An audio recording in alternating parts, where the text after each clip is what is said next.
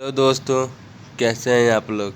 मैं विशाल कुमार आपका इस आज के नई वीडियो में स्वागत करता हूं। तो आज हम लोग जानेंगे कि फार्मेसी क्या है, फार्मेसी किसे कहते हैं और इसके अंतर्गत फार्मास्यूटिक्स क्या होता है, इसके फार्मेसी के स्कोप क्या क्या है, यानी हम फार्मेसी करने के बाद कौन कौन से क्षेत्र में जा सकते हैं। जैसे कि हो गया हमारा कम्युनिटी फार्मेसी, हो गया हॉस्पिटल फार्मेसी, हो गया। तो ऐसा ही हम लोग बताएं, सब डिटेल्स के बारे में जानेंगे डिटेल्स में कि हॉस्पिटल फार्मेसी क्या है, कम्युनिटी फार्मेसी क्या होता है, ड्रग इंस्पेक्टर क्या होता है, सब हम लोग इस वीडियो में आज के जान जाएंगे। तो चलिए बिना टाइम को वेस्ट किए आज का वीडियो शुरू करते हैं। तो pharmacy is the art and science of manufacturing and dispensing drugs and biological substance to prevent और क्योर द डिजीज। यानी ये जो फार्मेसी है यह एक कला है जिसमें हम लोग यह जानते हैं कि जो बायोलॉजिकल सब्सटेंस है इसके हम लोग यूज करके किसी भी डिजीज़ को कैसे सही ट्रीट किया जा सकता है, मतलब कैसे उसे ठीक किया जा सकता है, और दवाइयों को मतलब कि डिस्पेंस करके, यानी दवाइयों को बेच करके। तो चलिए देखते हैं उसके बाद फार्मास्यूटिक्स का डिफिनीशन। यानी अगर कोई आपसे फार्मेसी पूछता है तो सिंपली आप उसे यह बोल सकते हैं कि फार्मेसी एक कला है जिसके अंतर्गत हम लोग दवाइयों की मैन्युफैक्चरिंग और डिस्पेंसिंग के बारे में जानते हैं, मतलब समझते हैं, और इसका यूज करके हम लोग किसी भी दवाई को मतलब कि डिजीज़ को ठीक कर सकते हैं। तो इसके बाद देख लेते हैं फार्मास्यूटिक्स का। तो फार्मास्यूटिक्स जो है यह एक फार्मेसी का सब्जेक्ट है। तो हम लोग चलिए इसके बारे में जान लेते हैं कि इसके बारे में हम लोग क्या क्या पढ़ते हैं फार्मास्यूटिक्स में। तो it is the science of dosages form design. Pharmaceutics deals with the formulation of a pure drug substance into a doses form. यानी ये जो फार्मास्यूटिक्स जो सब्जेक्ट है यह हमारा किसी भी ड्रग को उसका डोजेज फॉर्म डिजाइन करना या फिर उसके फॉर्मुलेशन को तैयार करना, मतलब कि हम लोग कौन से फार्मूले पर किसी द मेडिसिन को बनाना है या फिर उसका डोजेज फॉर्म कैसे डिजाइन करना है। तो इन सब के बारे में ही हम लोग फार्मास्यूटिक्स सब्जेक्ट के अंदर पढ़ते हैं। तो चलिए देखते हैं इसके बाद से इसका स्कोप, फार्मेसी का स्कोप क्या क्या है, यानी हम लोग फार्मेसी करने के बाद कौन कौन से क्षेत्र में जा सकते हैं। तो चलिए देखते हैं।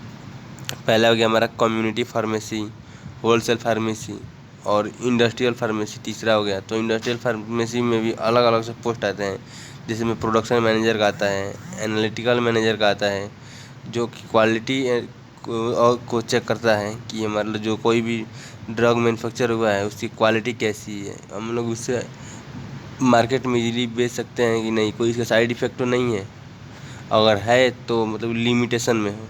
तो ये सब हमारा क्वालिटी कंट्रोल और एनालिटिकल कंट्रोल वालों का ये काम होता है। उसके बाद देखते हैं रिसर्च एंड डेवलपमेंट, यानी कौन सी डिजीज़ का दवाई, जिसमें अभी हमारा नया कोविड आया था तो उसका वैक्सीन बनाने के लिए रिसर्च एंड डेवलपमेंट वालों ने ही उसकी मेडिसिन बनाई है। उसके बाद देखते हैं मार्केटिंग एंड सेल, यानी जब हमारी दवा जो मेडिसिन मतलब कि मैन्युफैक्चर हो गई तब उससे हम लोग को मार्केट में सेल करना है, तो ये भी इनका भी एक अलग पोस्ट आता है। तो ये सभी जो पोस्ट हैं ये सभी इंडस्ट्रियल फार्मेसी के ही अंतर्गत आते हैं। तो उसके बाद देखते हैं फार्मेसी एजुकेशन। ये हो गया हमारा फार्मेसी एजुकेशन हो गया कि मतलब कि हम लोग जिसमें हम लोग बी फार्मेसी कर रहे हैं, तो इसे करने के बाद हम लोग एम फार्म में जा सकते हैं या फिर फार्म डी में जा सकते हैं। फार्म डी में तो ये फार्म डी होता है, इसमें आप MBBS का काम कर सकते हैं लेकिन आप सर्जरी नहीं कर सकते हैं। तो ये रहा हमारा फार्मेसी एजुकेशन हो गया। फिर हम लोग एकेडमिक्स में जा सकते हैं, तो ये सब फार्मेसी एजुकेशन के अंतर्गत ही आते हैं। इसमें हम लोग चाहें तो किसी भी बंदे मतलब कि कॉलेज में पढ़ा भी सकते हैं। तो ये हमारा फार्मेसी एजुकेशन हो गया। उसके बाद देखते हैं हॉस्पिटल फार्मेसी का, यानी हम लोग दवाई को बेच सकते हैं, डिस्पेंस कर सकते हैं किसी प्रिस्क्राइबर की सहायता से। जो भी वो प्रिस्क्राइबर हो वो अपना प्रिस्क्रिप्शन बनाएगा और उसी के हेल्प से हम लोग हॉस्पिटल फार्मासिस्ट क्या करेगा कि दवाइयों को डिस्पेंस करेगा। उसके बाद देखते हैं ड्रग कंट्रोल एडमिनिस्ट्रेशन, यानी ये जो होता है ऑर्गेनाइजेशन में भी होता है। यानी इसमें हम लोग क्या करते हैं कि एडवाइजरी एजेंसी होती है, इसमें एनालिटिकल एजेंसी भी होती है, लाइसेंसिंग अथॉरिटी, यानी ये सब होते हैं ये जो सेंट्रल सेंट्रल गवर्नमेंट और स्टेट गवर्नमेंट के अंतर्गत ही यह आता है पोस्ट इनका, ड्रग ड्रग कंट्रोल एडमिनिस्ट्रेशन का। उसके बाद से हो गया हमारा रेडियो फार्मेसी भी एक आती है। इसके बाद से एक होती है ऑर्गेनाइजेशन फार्मेसी भी आती है।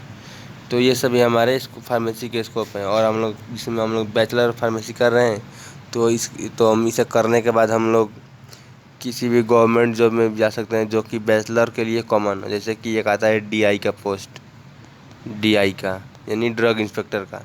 तो ड्रग इंस्पेक्टर पोस्ट के लिए हमें इंडस्ट्रियल फार्मेसी सबसे पहले तो क्वालिटी कंट्रोल में टाइम बिताना होगा। उसके बाद से उसके मैन्युफैक्चरिंग में बिताना पड़ेगा। तो क्वालिटी कंट्रोल में भी 2-3 पार्ट होते हैं, जैसे में क्यूए हो गया, क्यूएस हो गया, पैकेजिंग हो गया। तो ये सभी मतलब कि इसे एनालिटिकल में आते हैं। तो इसके लिए आप लोग की ड्रग इंस्पेक्टर के लिए आपको मतलब कि 18 मंथ आपको इंडस्ट्रियल फार्मेसी में एक्सपीरियंस लेना पड़ेगा, 6 मंथ तीनों में। तो चलिए इसके बाद से हम देखते हैं इसके बाद सबके प्रत्येक के बारे में जान लेते हैं कि कम्युनिटी फार्मेसी क्या है। तो अब community pharmacy, a pharmacist having an aptitude for business can open a retail drug store to serve the community. यानी ये इसमें जो होते हैं फार्मासिस्ट एक अपनी बिजनेस खोल सकता है, एक दुकान खोल सकता है किसी भी कम्युनिटी को मतलब कि सर्व करने के लिए। इसके बाद देखते हैं होलसेल फार्मेसी। तो the wholesaler serve as a middle man between the manufacturer and retailer.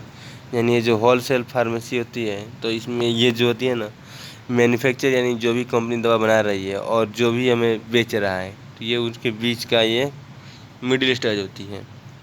यानी कि ये जो दवाई जो कंपनी में मैन्युफैक्चर हो रही है, या उसे रिटेलर के पास पहुंचाती है। तो ये हमारी हो गई wholesale pharmacy.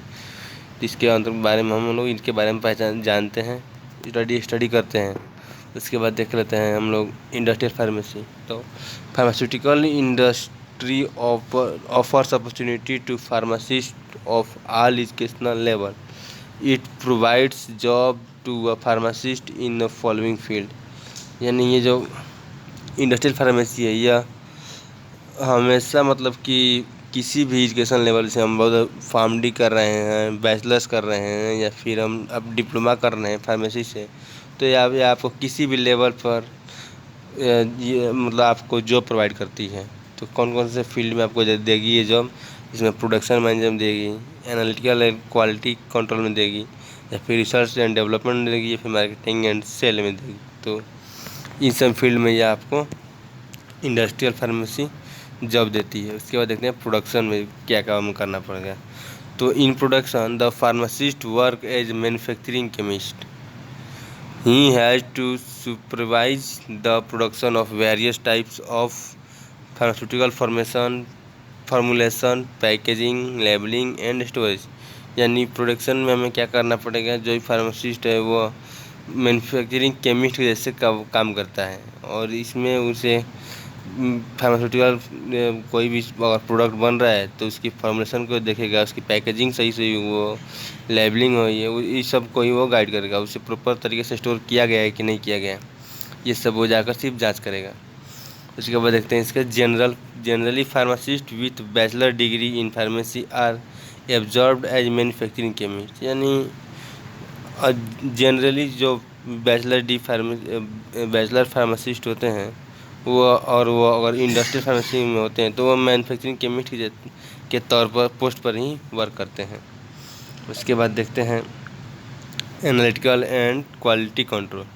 A manufacturing unit needs the service of analytical chemist in analytical laboratory. यानी ये जो है ना यह कंपनी का एक इम्पोर्टेंट पार्ट होता है, जो कि किसी भी ड्रग की क्वालिटी को एनालाइज करता है। इसके बाद देखते हैं हम मतलब कि और रॉ मटेरियल की भी जांच करता है, और उससे प्रॉपर तरीके से उसकी कमियों को ढूंढता है और उसे दूर करता है।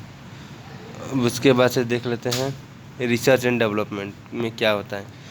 तो the big pharmaceutical hours have their own separated research and development unit. A pharmacist having doctorate degree or master degree in pharmacy is ideally suited for product department in pharmaceutical industry. A research and development unit is generally engaged in following fields. तो हम लोग research and development में हम लोग क्या क्या कहाँ जा सकते हैं। तो the synthesis of new compounds to be use as drug, cosmetics, excipients, industrial chemicals and preservative. तो हम लोग रिसर्च एंड डेवलपमेंट में मतलब किसी भी नए कंपाउंड की हेल्प से मतलब कि दवाइयों को बना सकते हैं, फार्मूलेशन कर सकते दवाइयों का, कॉस्मेटिक्स का फार्मूलेशन कर सकते हैं विथ हेल्प ऑफ एक्सिपिएंट, यानी जो भी एडिटिव्स होते हैं। उसके बाद देखते हैं हम लोग रिसर्च, दूसरा जो इसका फील्ड होता है research on cultivation of medicinal plant, यानी जो भी हमारे मेडिसिनल प्लांट हो, जैसे में अकेसिया हो गया, ट्रैगाकांथ हो गया, गुअर गम हो गए, ये सब हमारे मेडिसिनल प्लांट होते हैं। तो इनके कल्टीवेशन पे भी ये रिसर्च करते हैं। उसके बाद देखते हैं तीसरा field the isolation and purification of the active principle of plant and animal tissue, the determination of their chemical composition and further its synthesis. यानी ये जो फील्ड होता है एनिमल टिश्यू और प्लांट टिश्यू के स्टडी से रिलेटेड होता है। इसका चौथा से देखते हैं the preparation of drug in suitable dosages from design and it testing to find bioavailability of the drug. यानी इस फील्ड में हम लोग किसी भी ड्रग की बायोअवेलेबिलिटी जांच करते हैं। बायोअवेलेबिलिटी वो होती है जिसमें हम लोग जांच करते हैं, जैसे मान लीजिए कोई भी दवाई है वो कितने % तक काम कर रही है, तो इसी को हम लोग बायोअवेलेबिलिटी करते हैं। सबसे ज़्यादा बायोअवेलेबिलिटी होती है पेरेंटल की, यानी इंजेक्शंस की। उसके बाद से होती है हमारे लिक्विड डोजेज फॉर्म की, उसके बाद से हमारे सॉलिड डोजेज फॉर्म की होती हैं। तो उसके बाद देख लेते हैं अगला टॉपिक, अगला पॉइंट देख लेते हैं the physical, chemical and biological standardisation of drugs. यानी हम लोग इसके अंतर्गत रिसर्च एंड डेवलपमेंट के अंदर किसी भी ड्रग का physical, chemical and biological properties को जांच करते हैं और उनके ऊपर रिसर्च करते हैं। उसके बाद देखते हैं research on pharmacodynamics and toxicology of new drugs. यानी इसके अंतर्गत हम लोग कोई भी दवाई, मान लीजिए नई दवाई आई है, इसमें अभी कोविड वैक्सीन के बारे में हल्ला मतलब कि हुआ था कि अफवाह मचा हुआ था कि ये ज़्यादा टॉक्सिसिटी कॉज करी, यानी इसके लेने से मौत हो जाएगी लोगों की, बुखार रहा अब मौत आई। तो ये जो है टॉक्सिसिटी, जो बुखार आ रहा था वो नॉर्मल था, लेकिन इससे लेने की वो कभी रियर केस में ही लोगों की मृत्यु हो रही थी। तो इसमें हम लोग इसी के बारे में पढ़ते हैं रिसर्च में कि उसकी जो साइड इफ़ेक्ट है वो लिमिटेड है या फिर नहीं है, मतलब कि कौन से पेशेंट को यह साइड इफ़ेक्ट ज़्यादा शो कर रही है। इसके बाद देख रहे हैं the stability of dosages form during its storage and finding its date of expiry. यानी जो भी ड्रग है उसकी स्टेबिलिटी को मतलब कि फाइंड करना कि मान लीजिए हम इससे किसी भी ड्रग को कितने दिनों तक स्टोर कर सकते हैं और उसकी एक्सपायरी डेट क्या है। उसके बाद से the investigation of the stability of proposed packing material and containers. उसके बाद से रिसर्च एंड डेवलपमेंट में हम ये डिसाइड करते हैं कि किसी भी मेडिसिन का पैकेजिंग कैसे करेंगे, उसमें पैकेजिंग में कौन कौन से प्रोडक्ट लगेंगे और कंटेनर कैसे हो। ऐसे में आप लोग सिरप, बहुत से सिरप देखते होंगे जो कि अंबर कलर यानी ब्राउन कलर में आते हैं, तो इसलिए होते हैं कि वो सनलाइट से उस ड्रग को बचाते हैं, नहीं वरना ये डिकम्पोज हो जाएंगी। तो इसी सब के बारे में हम लोग रिसर्च एंड डेवलपमेंट के बारे में स्टडी करते हैं। उसके बाद देखते हैं फार्मास्यूटिकल मार्केटिंग एंड सेल्स। यानी इसमें हम लोग जो भी हमारा जिसमें ड्रग है उसका हम लोग मार्केट में कैसे उतारेंगे, उसे सेल कैसे करेंगे, तो ये सब के बारे में ही स्टडी किया जाता है। उसके बाद हमारा फार्मेसी एजुकेशन। तो इसमें आप लोग किसी मतलब कि इस फील्ड में आप लोग अपना कोर्स कंप्लीट करने के बाद किसी भी मतलब कि इंस्टीट्यूट में आप जाकर पढ़ा सकते हैं। जिसमें आप फार्मेसी किए हुए हैं तो आप लोग डी फार्म वाले को पढ़ा सकते हैं, बी फार्म वाले को भी पढ़ा सकते हैं, और एम फार्म मतलब कि जो एलिजिबिलिटी है मतलब कि गवर्नमेंट की तरफ से एम फार्म होनी चाहिए। वैसे तो बी फार्मेसी वाले भी पढ़ाते हैं। तो ये रहा हमारा फार्मेसी एजुकेशन। और आप हायर स्टडी में भी जा सकते हैं, जिसमें आप लोग अगर आप डिप्लोमा किए हैं तो बी फार्मेसी के लिए जा सकते हैं, बी फार्मेसी किए तो एम फार्म के लिए जा सकते हैं, और एम फार्म किए तो PhD के लिए जा सकते हैं। तो ये भी फार्मेसी एजुकेशन के अंतर्गत ही आते हैं। इसके बाद देखते हैं हॉस्पिटल फार्मेसी में। तो the practice of pharmacy within the hospital under the supervision of a professional pharmacist is known as hospital pharmacy. यानी ये जो होता है वो किसी प्रोफेशनल फार्मासिस्ट का मतलब कि जो होता है वो किसी हॉस्पिटल के अंदर ही मतलब कि जांच करता है दवाइयों मतलब कि पेशेंट को। The number of pharmacist required in hospital is calculated on the number of beds.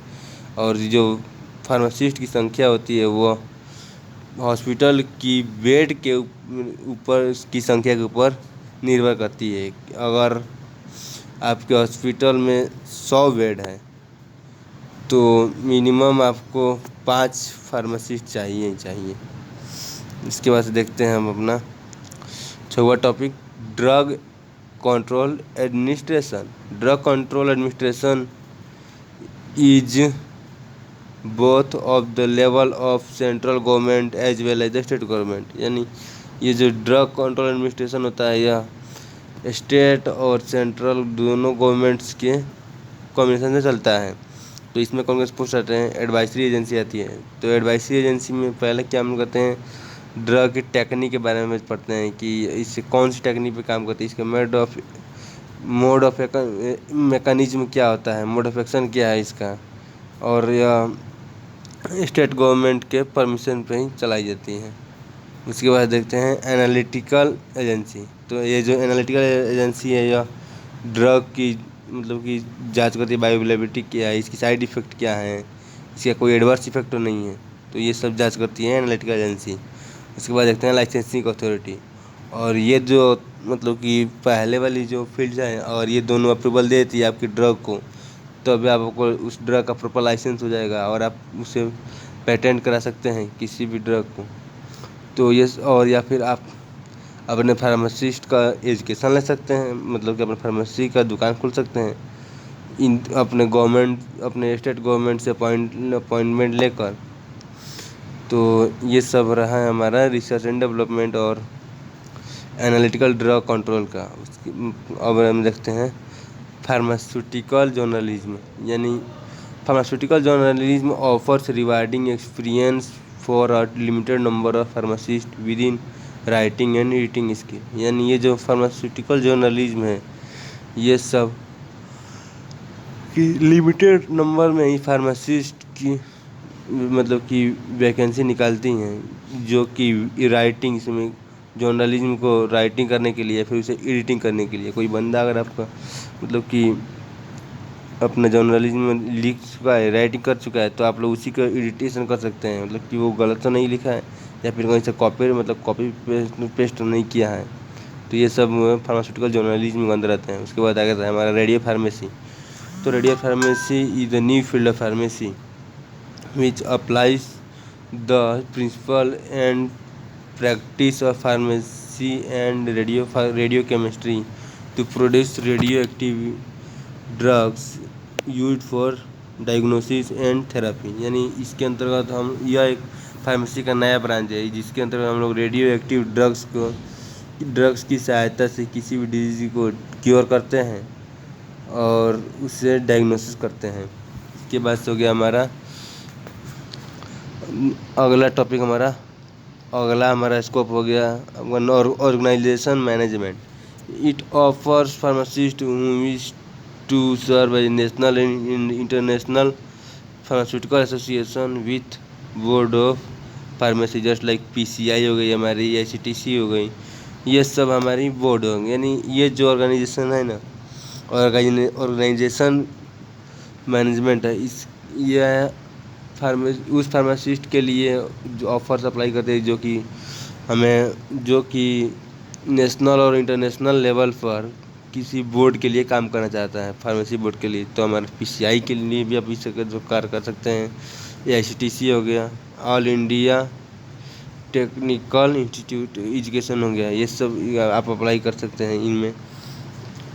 उसके बाद देख लेते हैं अपना, तो ये रहा हमारा आज का टॉपिक, ऑर्गेनाइजेशन मैनेजमेंट, मतलब कि फार्मेसी के स्कोप क्या क्या होंगे, यानी फार्मेसी हम लोग करने के बाद कहाँ कहाँ कौन कौन से फील्ड में जा सकते हैं। तो और भी इसके फील्ड होते हैं, जैसे कि हम बता दें कि अब मान लीजिए आपने फार्मेसी B फार्मेसी कर लिया, तो आप बैचलर लेवल की उन वैकेंसियों को देख सकते हैं जो कि अब जो बंदा BA मतलब कि बैचलर्स करके आ जाते हैं, नॉर्मल बैचलर। जैसे मान लीजिए कि अब SSC CGL का आता है, SSC CGL का, तो आप उस वैकेंसी को भी देख सकते हैं। CPU का भी देख सकते हैं, CPU का भी देखते हैं, या फिर आप UPSC भी देख सकते हैं, UPSC भी देख सकते हैं। तो ये सब रहे आपके फार्मेसी के स्कोप। तो ये रहा आज का हमारा टॉपिक। तो आपका आज का वीडियो देखने के लिए बहुत बहुत धन्यवाद। और मैं आपको बता देना चाहता हूँ, हमारा एक दूसरा चैनल भी है, उसका नाम है KCL फार्मेसी, तो आप उस चैनल को भी सब्सक्राइब कर सकते हैं। ओके, आज के वीडियो में बस इतना ही। Thank you.